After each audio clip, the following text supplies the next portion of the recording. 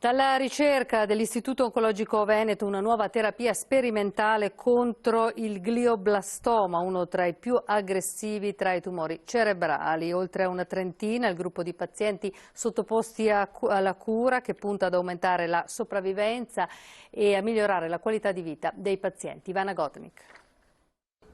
Un nuovo approccio terapeutico per i pazienti affetti da glioblastoma, ovvero il tumore cerebrale molto aggressivo, con un'incidenza sempre maggiore e in progressivo aumento soprattutto tra i giovani.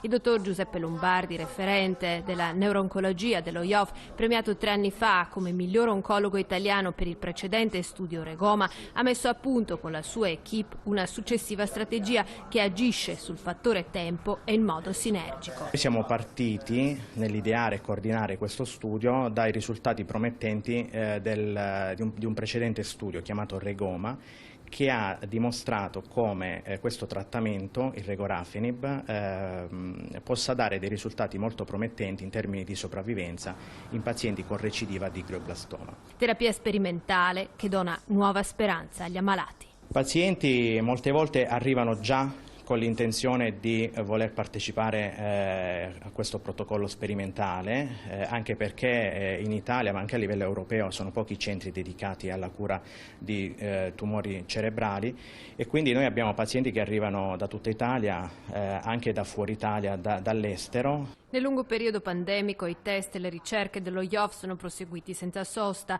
La terapia sperimentale Regoma 2 nei prossimi mesi verrà applicata anche all'Humanitas di Milano. L'inizio di un trattamento oncologico, quindi i tempi di inizio di un trattamento oncologico sono molto importanti perché incidono molto anche sulla prognosi di queste patologie.